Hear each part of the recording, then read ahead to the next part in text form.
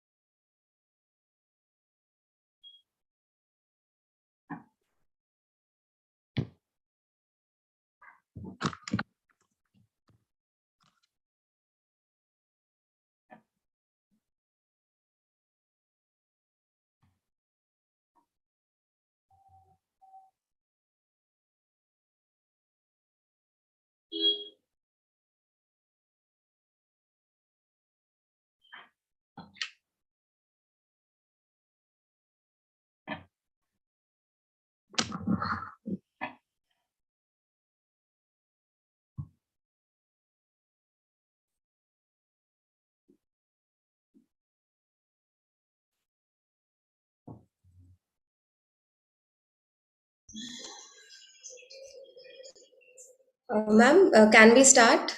Yeah, sure. If you, Shall I share my screen? We are good to start. I think. Yeah. ma'am, let me introduce you then. Right, and you have to assign me the rights also for sharing the screen. I am right. Yeah, sure.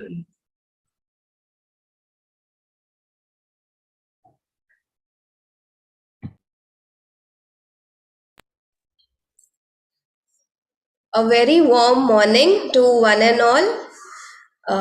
On behalf of Department of Periodontology, Saraswati Dental College, Lucknow, I, Dr. Ruchi Srivastava, welcome you all in this lecture series, Perioshastra 2022. It's a great pleasure for me to introduce and welcome the guest speaker of the day, Dr. Vishakha Grover. Dr. Vishakha has graduated from Government Dental College and Hospital, Patiala in year 1997. She has completed her masters in periodontology from GDC Amritsar. She has completed her PhD in periodontology from SGT University, Gurugram in year 2021.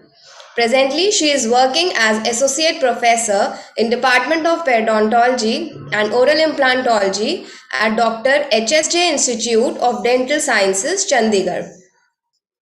She has been actively involved in academic and clinical training program for undergraduates and postgraduates dental students for more than 20 years. She has supervised and is involved with 30 research topics of master course related to different aspects of pedontology. She has been an executive committee member of ISP for past 12 years.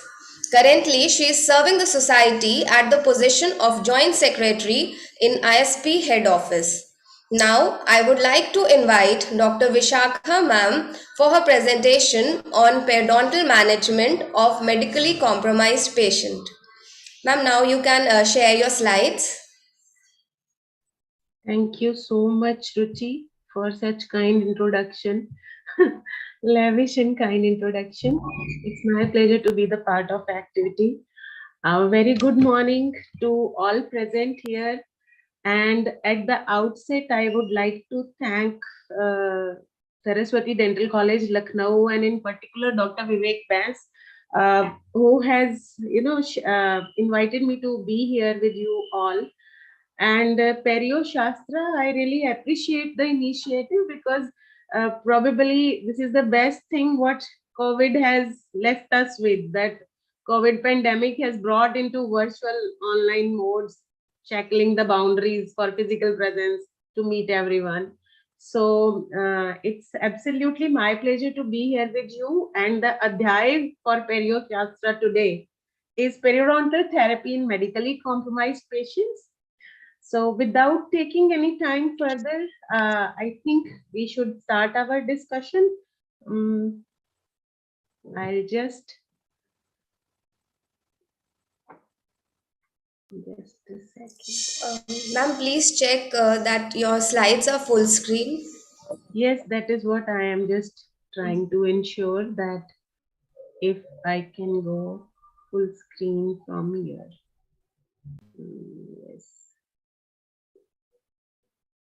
Just a moment, Ruchi. I hope my slide is visible now and is full screen. No, ma'am, it's not full screen slideshow. Showing up on my screen, it is showing up full screen. All right, I'll just. Ma'am, you can stop share and again reshare it. Okay, okay. Do that. Share में जाके फिर left side पे ऊपर एक screen का option आता है, उधर क्लिक कर. Mm,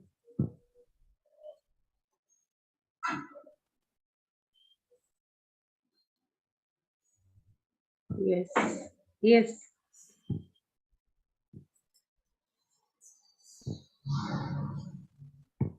Now, Ruchi, is the full screen available? Screen and slides are visible, but it's not. Yes, now it's full screen. Right.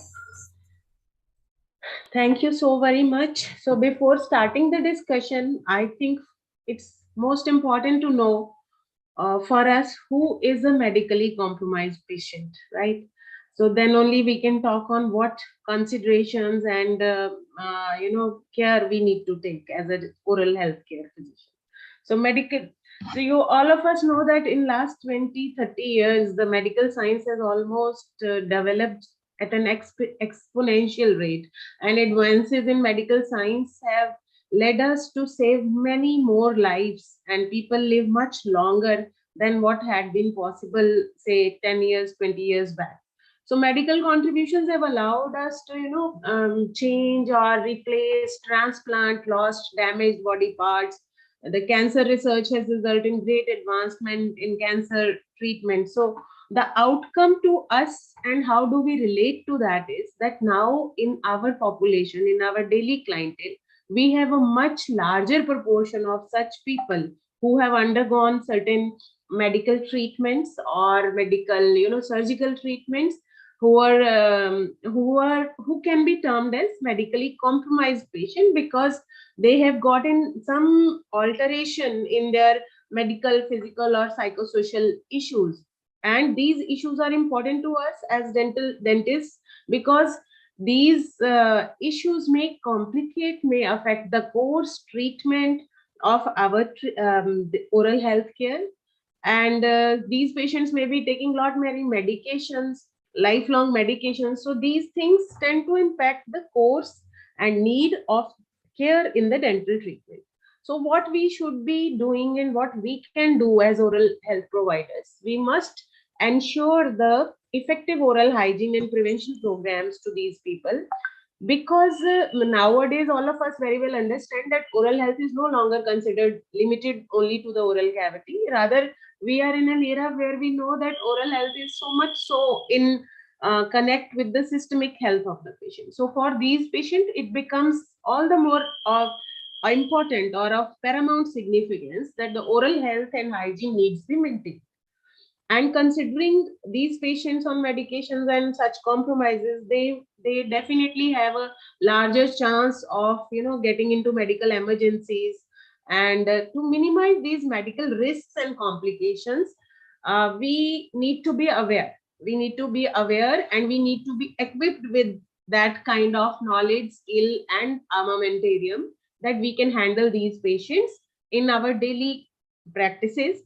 Many times, probably a dentist could be the first person who is diagnosing the disease, because even a medical condition, because many a times patient is not really aware of his medical status, and it is from your clinical examination or from your interaction in the dental office, sometimes we get a suspicion of the patient having a medical condition underlying, so for which we can of course refer to the physician and get to the diagnosis and can provide an effective care. So many such conditions can be prevented, complications and risks can be prevented by effectively implementing patient management in these patients. So I'll be taking on different systems and tried, since the target audience to me, as suggested, was PG students. So I have tried to keep my presentation quite comprehensive for you. So I'll be taking up on individual systems or diseases which may come across. So most common of them is cardiac disease. Not many cardiac conditions can be of significance to dental clinician. And at any point of time, if you feel your patient has any such concern or you have a suspicion, so you must not hesitate to contact the patient's general physician, because basically it is a good communication which forms the basis of safe care to these patients. Now, taking the first condition, what we may come across is angina pectoris and myocardial infarction. So in these patients, as a ground rule, we should try reducing the stress for the patient's dental treatment. Profound anesthesia need to be given. Anesthesia without epinephrine need to be given. And if at any point of time, God forbid, the condition appears there in the dental chair, we are supposed to manage that emergency, discontinue the procedure. And usually for angina, the treatment remains. There is one nitroglycerin, that is an emergency drug that should always be present in your dental clinic, and a sublingual dose of 0.3 to 0.6 milligram needs to be given to the patient. Administer oxygen if you have the access.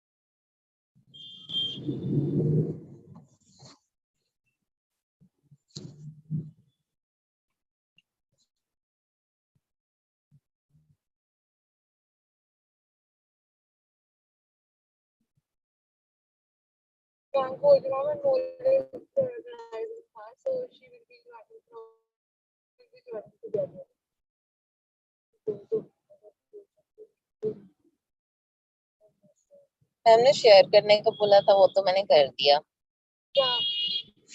ये कि उनका वो है। दूसरा मैंने कहा था कि whosoever is interested to attend, please log in for the lecture today at night. Do circulate in your friend circle too. Excuse me. Please mute. यार कौन सी मीटिंग की बात कर रहे हो भाई?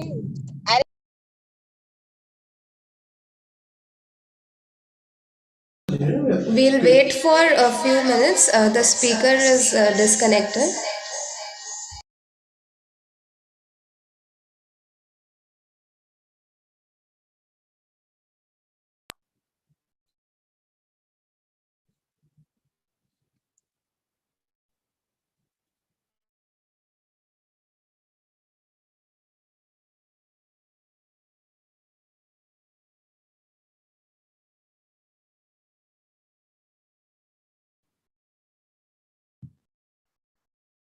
I am extremely sorry. It seemed I disconnected. Ruchi, am I audible now?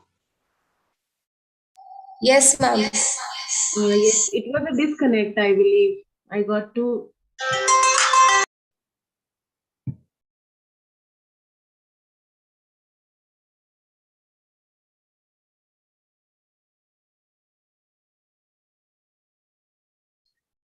Is my screen visible now? Is my screen visible, please? Yes, ma'am. Your screen is visible. So, I'm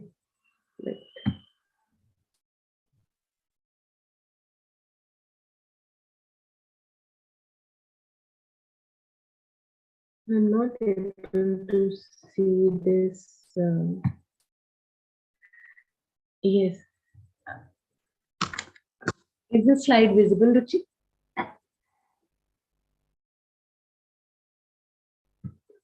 Is the slide visible? Yes, ma'am. It's visible. Okay. So, can I proceed from this slide? Ischemic heart diseases? Yes, ma'am. Right. So to sum up the ischemic heart diseases, we may encounter two conditions most often. One is angina, the other is MI. Angina is usually very easily recognizable. Patient is also aware most of the time in case of stable angina. And if it passes safe after the administration of the sublingual, uh, sublingual administration of nitroglycerin, we might as well continue the treatment if patient wishes. And in case of MI, possibly we need to defer the appointment and reschedule the appointment once the patient is back to health. And immediately after MI, probably 6 months is a good time not to appoint the patient for elective dental care. Probably only emergencies can be sorted, but elective care should be continued after a span of 6 months of a recent myocardial infarction. The chances of recurrence in such patient is quite common. So that is why it is important that unless the patient is resumed back to health, we can treat that patient as good as a stable angina patient and continue. Now, the second condition is hypertension. Most of the times, this is a very prevalent condition. We know that up to systolic 140 milligram mmHg and diastolic up to 90 is still considered a normal blood pressure. You must be acquainted with this chart. This is considered up to high normal till 140 systolic and 90 diastolic. So far, no changes in the dental treatment are actually sorted.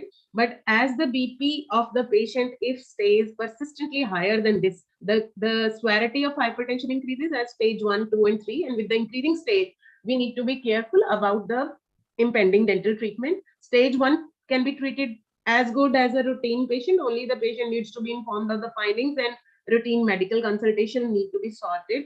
Stage 2 selective dental care can be opted as minor procedure, non-surgical, minimizing the stress, and as in stage 3 probably only emergency dental care, and along with the medical consultation with all precautions and information to the patient.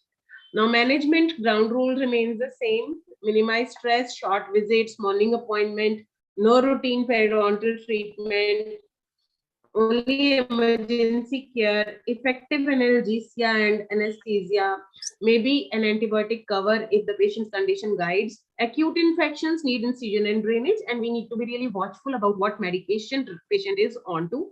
We need to be aware of the side effects of antihypertensive drugs. Most common is the gingival enlargement, so we may have to opt for an alternative medication if in case the patient is facing such an issue with the antihypertensive drug. Another group of patients we come across are arrhythmias. Now, for these patients, EMG monitoring is routinely advised, because in any case of you can say when there is not proper pain control, or the underlying heart condition exaggerates, so the patient may undergo dysrhythmia during the dental treatment. Automatic defibrillators, they may activate without warning, so you need to stabilize the patient's jaws so that there's no involuntary movement. So use of bite blocks or other devices which can prevent unexpected trauma to the patient should be in place. And one more remedy you can take off, that you can place a magnet on the external surface of a pacemaker, which changes the pacemaker to a fixed rate mode. So that makes the pacemaker little immune to the external signals. So that usually reduces the risk of malfunction.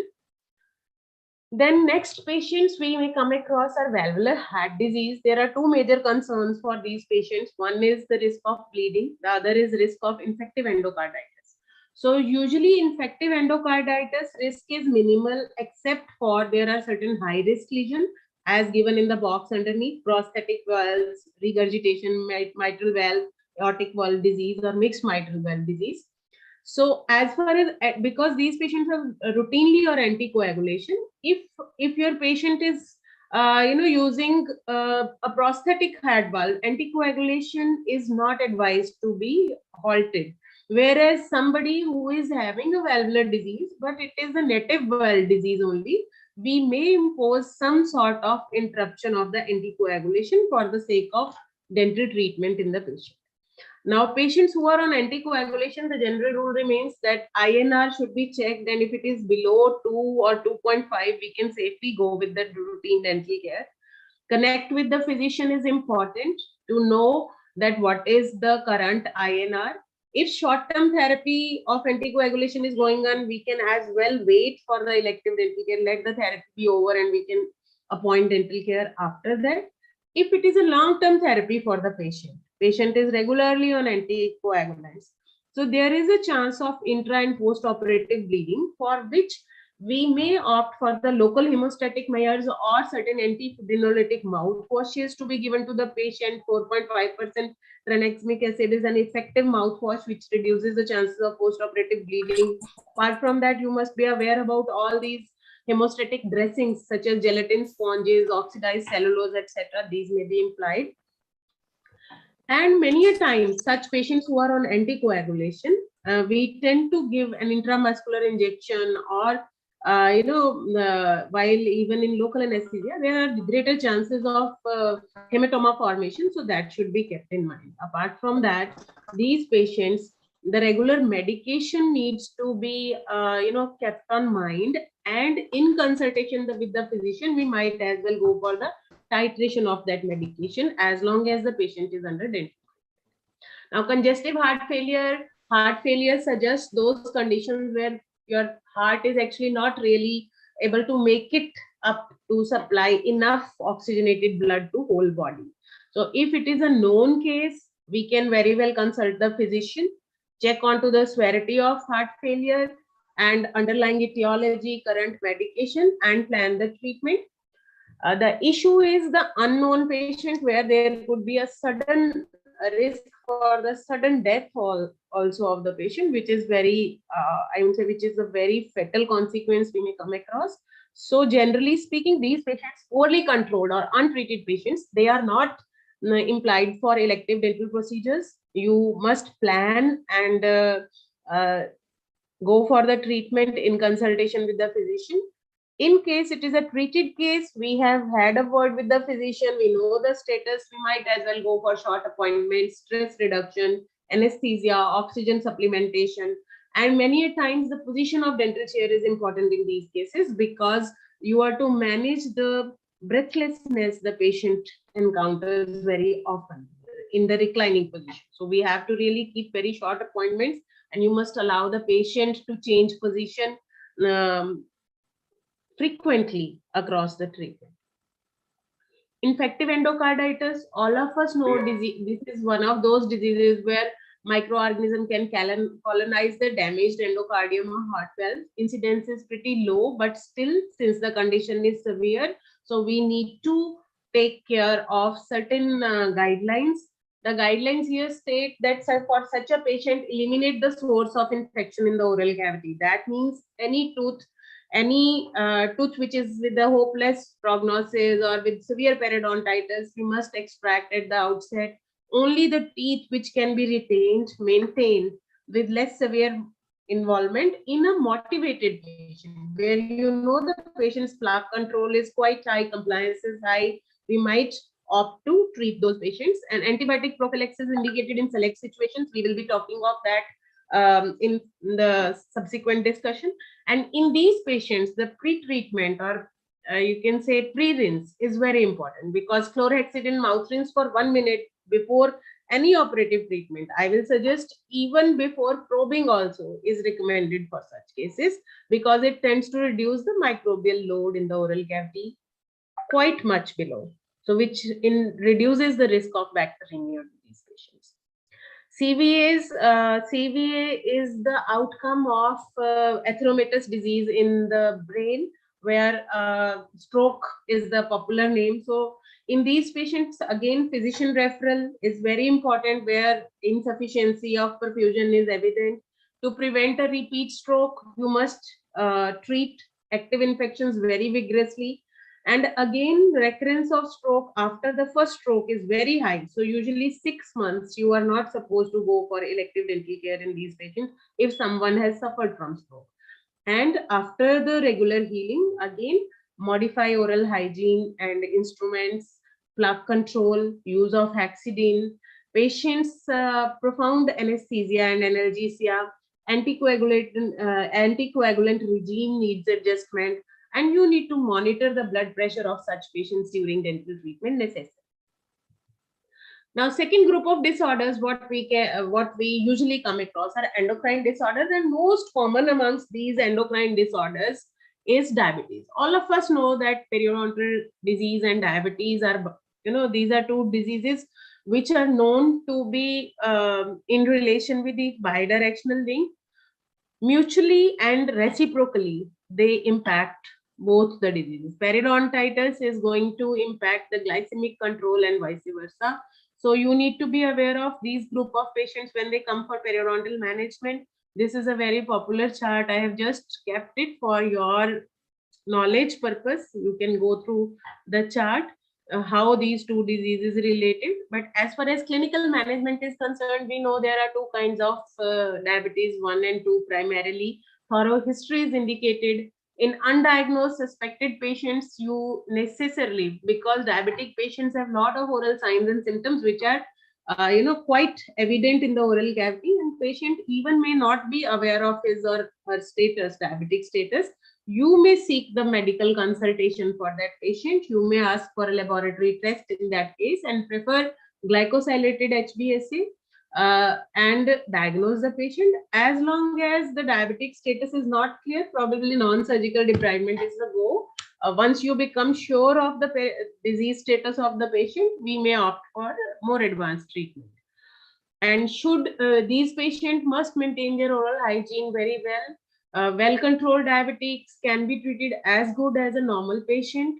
That means that tends to say glycated HB levels up to 8% usually respond well to the therapy, but above 10, probably we must be very cautious. I'll be just talking of this in little more detail because I want to showcase some more to you on this, because this is one very large group of patients we come across. Management of diabetic complications, hypoglycemia is the prime complication, usually more in the patients who are on insulin, not on the oral hypoglycemic agent, but on insulin. So in these patients, glucometer is the best friend. You must keep in your dental clinic, must watch for the blood glucose levels, intraoperative, pre-operative, and post-operative. If you see any such impending complication, we can manage. If hypoglycemia occurs during the dental treatment, so you need to immediately arrest that treatment, check blood glucose level, and provide the oral carbohydrate. In case patient is fainted also and is in hypoglycemia, so probably patient is not able to take per oral, so we may have to go for IV or intramuscular injections to give 25 to 30 ml of 50% dextrose or 1 milligram of glucagon. And in conscious sedation and longer procedure, normal insulin dosage will need to be reduced. And in such patients, of course, again, taking on to the procedure is again guided by the patient's condition. We might as well defer also if we feel we need a physician consultation and review our treatment plan.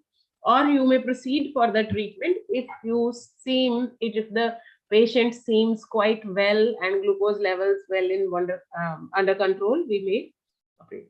Now, one very important thing I want to showcase to the pages here is this is a joint statement document by Indian Society of Periodontology and Research Study for the Study of Research Society for the Study of Diabetes in India. So this is one huge comprehensive document, probably which will give you A to Z about the management of diabetic patients with periodontal disease. And since the document comes from the a collaborative assignment from ISP and a diabetic society in India, so this is very well adapted to the Indian scenario. I will highly suggest and recommend that you must go through this has been published in JISP, Journal of Indian Society of Periodontology, in November 2020. So this is an elaborate document, probably give answer to every question of you which you may have on your mind regarding the management of periodontal disease in diabetics. In this beautiful document, 5 sections are there, starting from the pathology. And more so, what I have put in here, section D is most important, where we are talking of the treatment of periodontal disease in diabetic patient. It has been discussed in a very easy question answer format, so you may just go through the question and look at the recommendations given from the both societies, so that will give us an answer. For example, here the first question goes, would the type of diabetes and the glycemic level guide the periodontal treatment options to be instituted? So we may get a right away reply based on the evidence. I have put in the evidence also for your view, but if you look for a straightforward reply based on evidence, probably recommendation is the section you should be looking into. So here we suggest the type of diabetes per se does not affect the periodontal treatment options to be selected for diabetes patient with periodontal disease. So that means it really not very much evidence supported that type 1 or type 2 should be differing, but it is the glycemic level which is important for us to decide upon the timing and type of periodontal treatment. And practically there is no absolute contraindication to the institution of NSPT in all diabetes patients, with due consideration to their systemic status. Surgical therapy should be reserved for people where the glycated HB levels ranges between 6 to 8, right? Poorly controlled people where the glycated HB is more than 8 and are indicated for periosurgeries, when the immediate surgery cannot be taken up, so they should be placed on the SPT with maintenance recall visits every 1 to 2 months, and of course a stringent home care and intervention from the medical physician. Once the glycemic levels are within that limit, that an active intervention for surgery can be taken up, so we will opt for surgery. No surgical therapy except emergency treatment is recommended in patients with uncontrolled diabetes, and a personalized case-to-case tailored meticulous periodontal treatment planning and preparedness of the office as well. based on the systemic condition are needed for the clinical management. So you must go through this document. Not only this, probably we have tried giving answers to that what is the role of bacteremia as a significant challenge in managing the diabetes patient. Do we really need to recommend antibiotics in every case? So in these based upon evidence, the answer to this was that probably local pre-procedural mouth rinse is very vital with chlorhexidine 0.12% or 0.2% in recommended instructions to reduce the load of bacteria. But routine use of prophylaxis of antibiotic is not really needed unless it is guided by the systemic status of the patient, right? Because this comes in light because of the antibiotic resistance we are facing. So we cannot go for an overboard dosage of antibiotic in each and every case. We really need to judge this on a case-to-case basis. Non-surgical therapy, it can be given to each and every diabetic patient. In fact, it tends to reduce the glycemic level also, because that reduces the active inflammation at the time of visit. We have looked in that what are the particular times, or what could be the level of diabetes when the patient can be taken up for surgery immediately or delayed. So you must go through these questions. I'm not really reading everything here because we'll be short of time then, but this is a very strong recommendation for PG students that you must go through this particular document. This will give you very crystal clear information about the management of diabetes and periodontal disease together in the dental care. So I am moving on to next disorder, that is endocrine, thyroid and parathyroid. Both of these situations need minimal alteration. Only in thyrotoxicosis patients, no periotherapy until the condition is stabilized. So in case of hyperthyroidism, very careful evaluation, stress limitation, epinephrine is guarded. Hypothyroidism, the only concern for us is that we must not be recommended such sedatives, hypnotics, or any such drugs which have the potential to cause excessive sedation, because in such a case, patient may in case of excessive sedation, patient may undergo into respiratory distress because of any other complicating factor which can add to it. Parathyroid disease, routine periotherapy can be taken. And this is the summed up slide for thyroid and parathyroid disorders for a quick reference to you. Next is adrenal insufficiency. Adrenal insufficiency is two kinds, primary and secondary. Primary adrenal glands, I hope everyone is aware that the glands on the top of the kidney, which are major hormone regulators in the body, prepare the body in its immunity, in the stress response, right, and vascular response. So two major kinds are primary and secondary. Secondary is impending to the use of corticosteroids. We have not many patients which suffer from joint diseases, which suffer from autoimmune disorders, and they are on long time, lifelong prescriptions for corticosteroids. So in those patients, because of the exogenous administration of corticosteroid as a therapy, the endogenous production of cortisol is reduced, and that actually compromises the body to react to the stress situations. And if we talk of a dental treatments, particularly surgical treatment, then that is imposed as a surgical stress on the body, and at that time the requirement for cortisol is increased in the body. And if patient has gone into secondary adrenal insufficiency, probably we need to supplement corticosteroids in those patients where we talk of suppression of hypothalamic pituitary adrenal axis is there, right? So generally speaking, again, history is important for these patients. Physician consultation is important, particularly in regards to the requirement for supplementation of steroids, stress reduction, local anesthesia. Cortisol production is reduced, and exogenous supplementation is advised, but not again in each case. That is why physician consultation is important. And on your own also, I will suggest you, there is a ground rule for topical or subcutaneous or light dose of steroid patients who are on regular light dosage of steroids, probably we do not need to supplement steroids, only and only where you know that the patient is actually in an adrenal sufficiency. What do you understand by actual adrenal insufficiency? There are few tests which you can opt for. There is ACTH test, there is a test for free cortisol. These are not very widely applied tests, but in case your patient requires that, we may opt for these tests. And if we see that patient is really in adrenal insufficiency, there we recommend the supplementation by corticosteroid. Otherwise, no supplementation is required. If patient is on ongoing corticosteroid, probably the same dose of steroid for that patient will go on the day of surgery as well. So this is a table which can guide you on that. Say primary and secondary adrenal sufficiency, usually for routine dentistry, no supplementation is required. For minor surgeries in secondary adrenal, probably no supplementation. Only the exact daily therapeutic dose of the patient needs to be in place.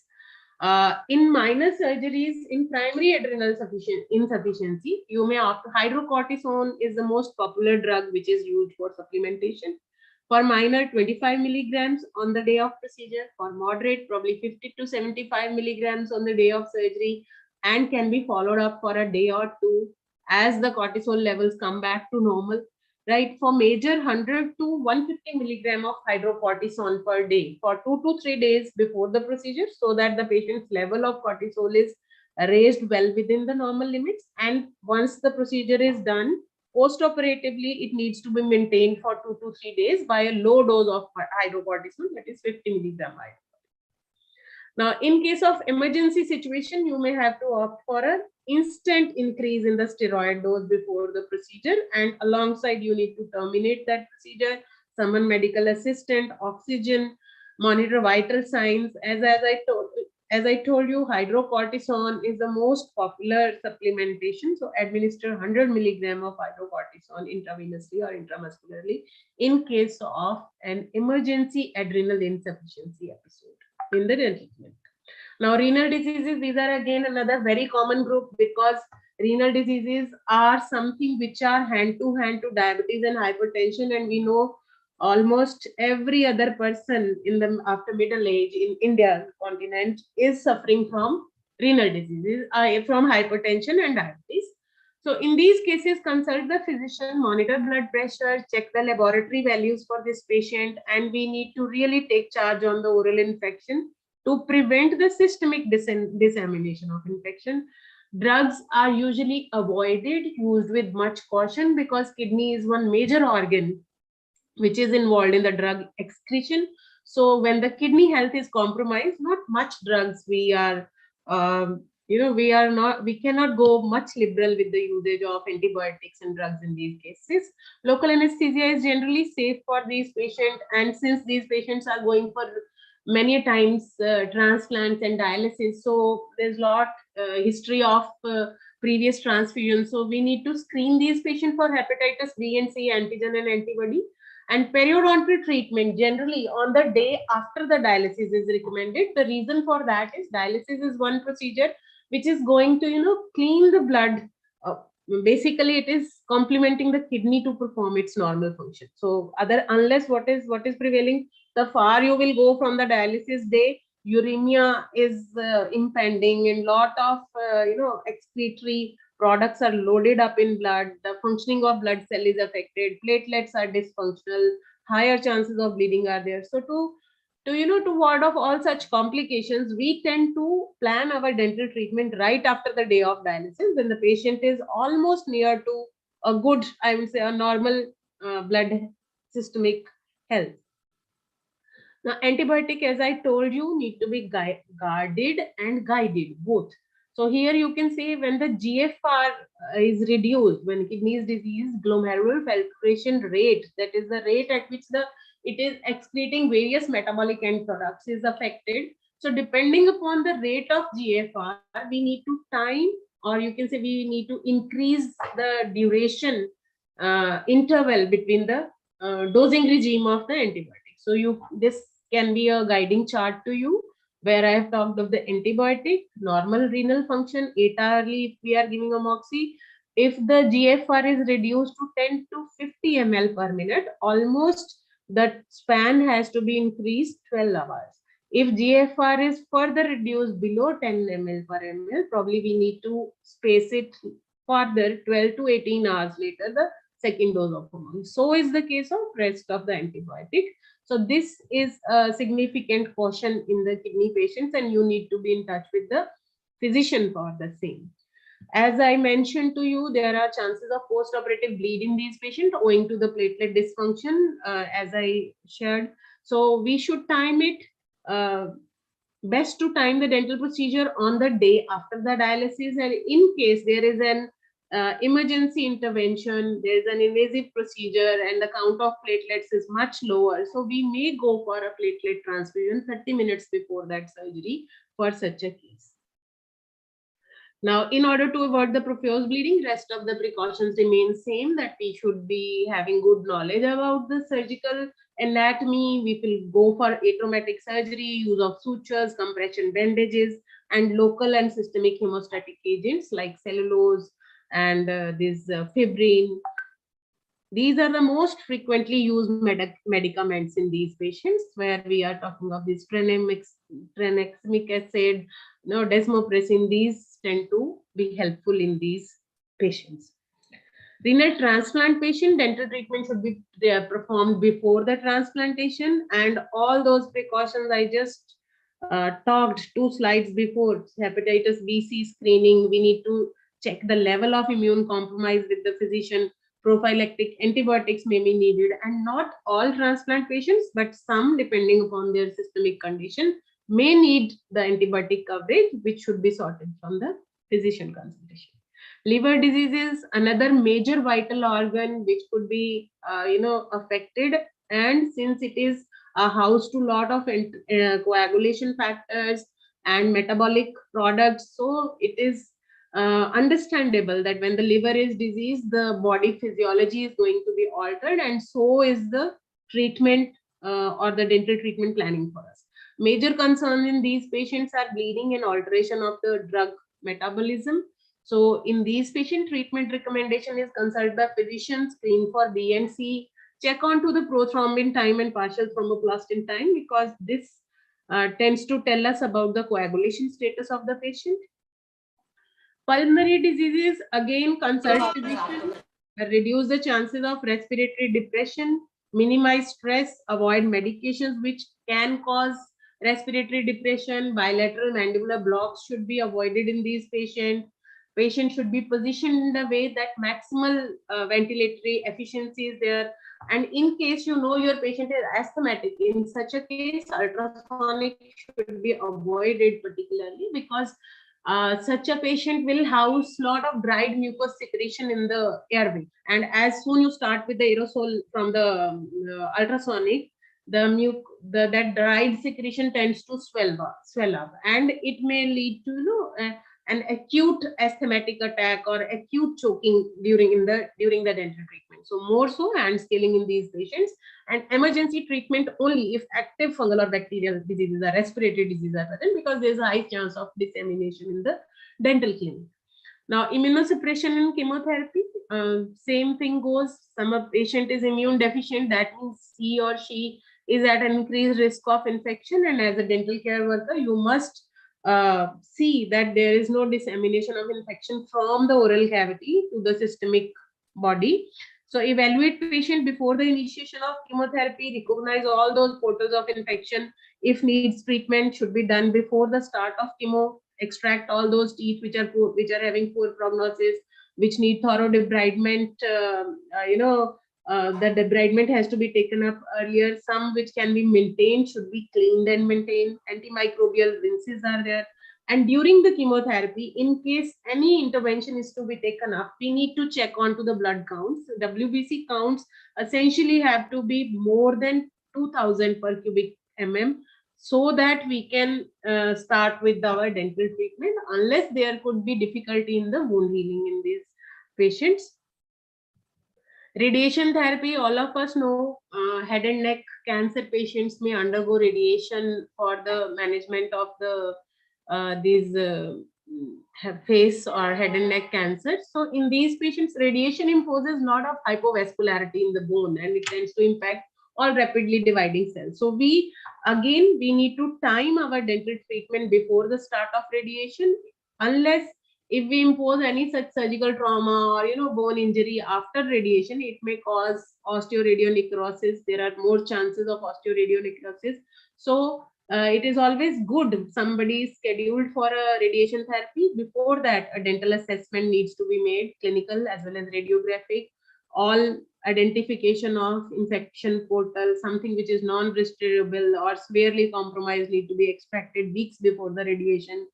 And periodontal treatment after radiation should be limited to non-surgical therapy. Whenever you opt for treatment, also in these cases, they need to be really atraumatic, gentle treatments during therapy. You must ask the patient to undergo weekly prophylaxis, oral hygiene instruction, since xerostomia is there as an effect of radiation.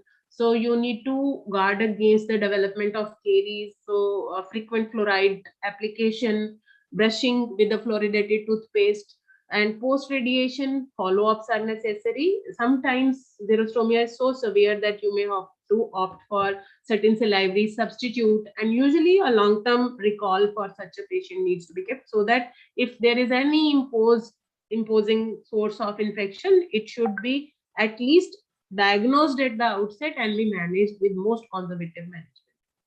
Pregnancy, this is not a disease but a condition when a female's body is undergoing lot of alteration physiologically to to go through the process of childbirth during the gestational period.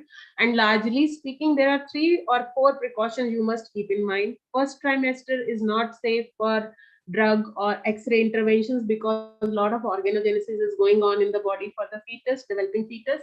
So we don't want to disrupt that process. Second trimester is the safest time when you can intervene for dental treatment. And third trimester again is a good time to go, but you need to take a lot of caution, because by that time the fetus is grown to its full growth, ready to be ready nearing the gestational completion. So during that time, the lady should not be given long stressful appointments. And again, the posture in the chair is important. She can be treated in a left lateral position, in a semi reclined position, so that the pressure in the abdomen should not raise to such a point that can import a preterm labor.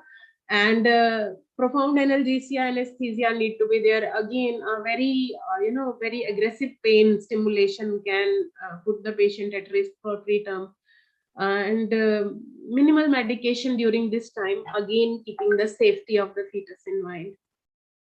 Hemorrhagic disorders, we did talk of hemorrhages in connect with the other disorders, but per se coagulation disorders are 3 kinds. We know hemophilia A, B, and von Willebrand's disease, referring to the deficiency of factor 8, 9, respectively. And in these situations, again, the identification of the level of deficiency is important. So usually 30% to 50% of the normal level of factor is maintained. Probably we can go ahead with the routine dental therapy. But if more than that deficit is there, so, and we need to go for an invasive procedure, so probably we need to look into the administration or a pre-treatment infusion or perfusion of the factor needs to be there, right? Blood transfusion of the factor needs to be there. And management, again, periodontal treatment with caution.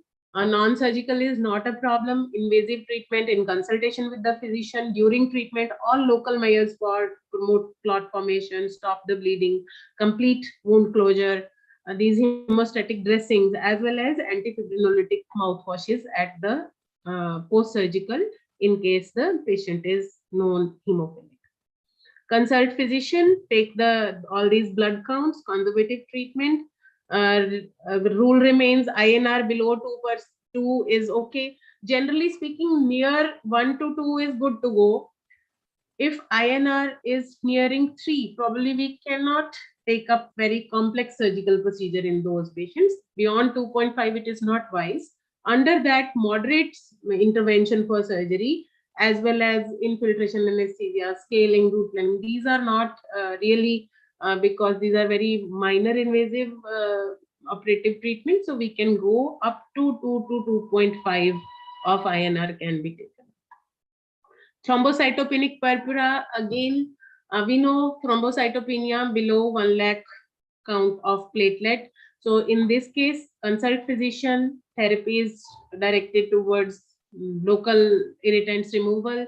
Scaling root planning is safe above 60,000 platelets per cubic mm. No surgery if the counts fall below 80,000. So platelet transfusion is required in those cases, and surgery need to be athomatic and along with all local support for hemostasis. Non-thrombocytopenic counts are normal for the platelet, but the vascular wall fragility and impaired platelet aggregation could be the cause. So here again, until the quantitative and qualitative problems are resolved, we must not opt for surgical therapy, but primarily treatment. If some treatment is taken up, local direct pressure at the site will be good in these cases. That will help platelets aggregate. Leukemias, again, this is wide and important from the standpoint of clinical management as well as exam also. So there's a classification given for these patients: high, moderate, and low risk based upon the type of leukemia. High risks are those who have been who have active, high number of neoplastic cells, and at high risk active leukemia is going on. Moderate risk where they have been treated for the first phase but still under myelosuppression. Low risk category is when the patient is successfully completed the treatment. So management consideration at all three places: pre antineoplastic treatment, throughout the antineoplastic treatment, and post treatment. I will share the presentation with the organizers and probably it can be circulated. This is for put in for your reference. I cannot read the whole chart here. So management considerations are given before the hematopoietic cell transfusion therapy, immediate, post, and late post. And what the dental management needs, probably these sections we need to comply with. That pre, probably complete all necessary dental treatment. Elective should be delayed almost 200 days after the transplant. During the treatment, again, only monitoring, only emergencies need to be taken care of, no elective care. So is the case for the late post transfusion when the immune reconstitution is going on. So in these cases, periodic dental evaluation, avoid invasive procedures, clarify the risks and benefits, and then take on the treatment. This again regarding the chemotherapy, when the patient is undergoing chemotherapy, what all we can take on pre, during, and post. So the procedures which are very minor invasive kind of procedure, they are non-restricted. But on the other hand, somebody at the time of at the time of chemotherapy and very elaborate procedures are highly high risk procedures. So you can go through these charts and prepare accordingly. General considerations: close cooperation with the physician is required. Treatment should be tried to be completed before chemotherapy. Monitor hematological values, antibiotic prophylaxis, extract all hopeless, oral hygiene maintenance, rinsing with 0.1 chlorhexidine, and local hemostatic agents in place while we operate for such cases. Then this is the management of the oral manifestation of leukemic patients. All of you must be aware of that these are the general complications we come across in these patients and how do we treat them. Agranulocytosis, same set of instructions goes. Scaling and root planning should be performed carefully under antibiotic. Any severe treatments or more complex treatment with physician consultation and hygiene needs to be maintained all the time.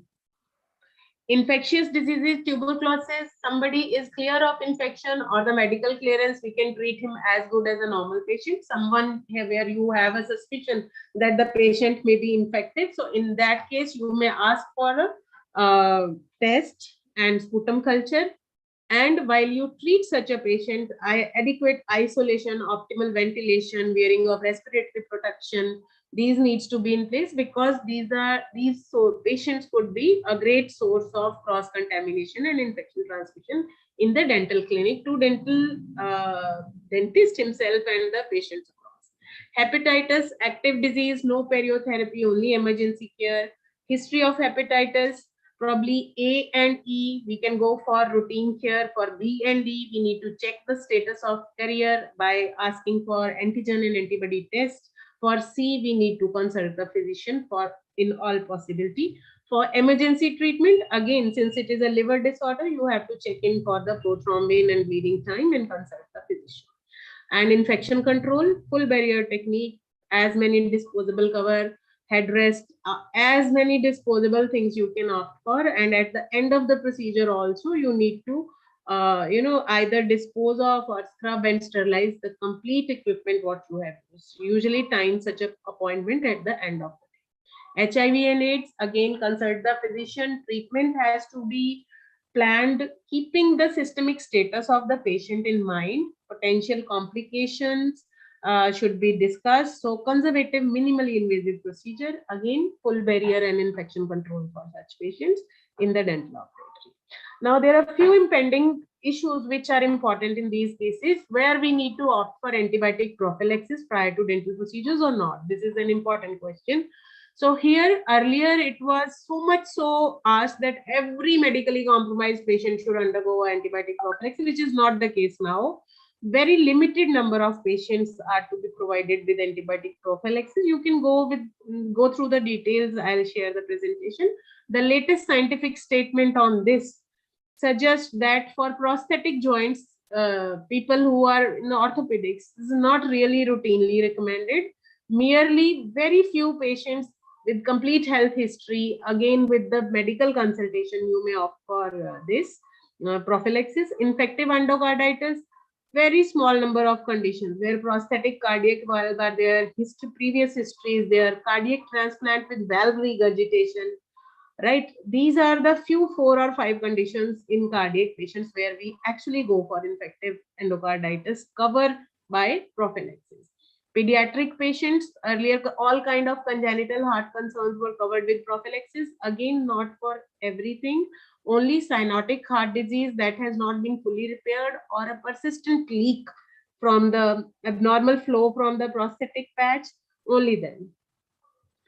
These are clindamycin is no longer an alternate drug for amoxicillin or ampicillin. Generally, cephalosporin, according to the latest statement, somebody who cannot take amoxicillin or ampicillin, which is the usual drug for antibiotic prophylaxis, we may opt for cephalosporin. And in case you could not give it 1 hour prior as it is recommended, you might as well give it within 2 hours of your procedure, the antibiotic prophylaxis. And in case your patient requires the next procedure, say 3 days later, 4 days later, you need to repeat the prophylaxis, but with a different drug. That is important. Now, are the implant a good option for these patients? Yes, they are. So I am just giving you only 3 factors need to be taken care of regarding the use of implant in medical compromised patients. Required precautions are to be taken. 1, immediate implant complications are quickly recognized and treated. That means a very, very stringent follow-up care for such patients where peri-implant health concerns can be recognized and treated very promptly. Otherwise, the workability or longevity of implants is almost comparable to as good as in a non-medically compromised patient. COVID-19, this is the newest kid on the block. So I'm not going into detail. We are really running short of time. But saying that now a lot of evidence emerging where there is a connect of oral cavity and COVID-19 is presumed.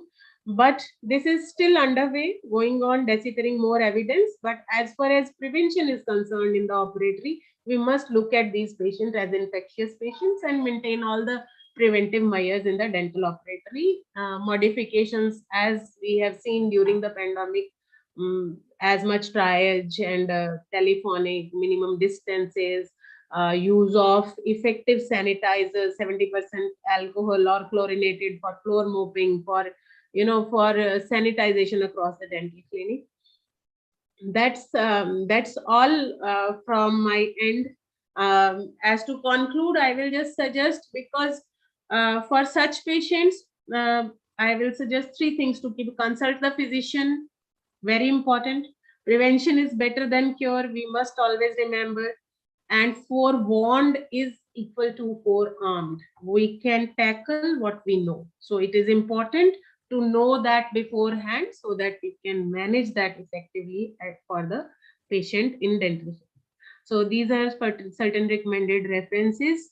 You have any queries, you can please reach out to me at vishaka_grover@redefmail.com. Thank you very much for your patient listening. That's all.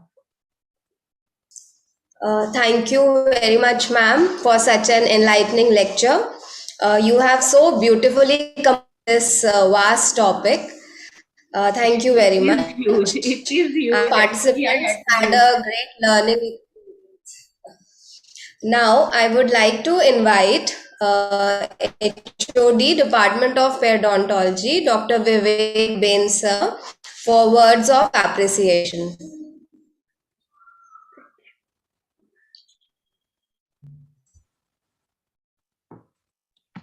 Good morning, Dr. Saab. Good Sorry morning. for late joining, but I can see that your literature, your article was this presentation was actually it's an entire compilation of such a.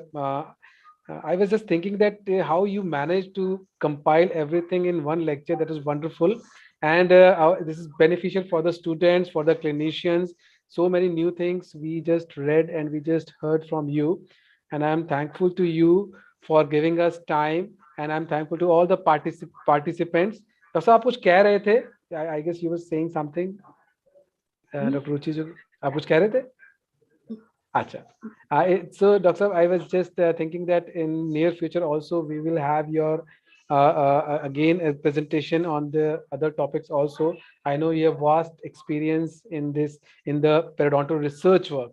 So we will discuss. We will have opportunity to hear from you again also. So thank you very much. Thank you. Thanks all. And here is the certificate of appreciation for you, Dr. Saab. Thank you so much, Vivek. I really appreciate your initiative. Dr. This Saab, is thank really you. good. Actually, it is basically targeted for the postgraduate students as well as the faculty member to at least we can have one lecture every week. So in continuation, it will be helpful to us. And thank you very much, Dr. Saab. So this is the certificate of appreciation. We will send this certificate by email, Dr. Saab. Thank you so much. Thank you, Dr. Saab. Thank you. Anyone having a query, please, if we are short of time, you can write to me, please. All delegates, all participants, you have any discussion, you want any references, you want any information on what I presented, please get back to me. I'll be really pleasure to help. Thank you. That's it. We will contact you, and your presentation is available now on YouTube also. So I will share link with Great. you. And all the postgraduate students and others can actually go through your lecture again. Thank you, Dr. Saab. Thank you very much. Thank you. Good day. Good day, everyone. Good day, ma'am. Good day.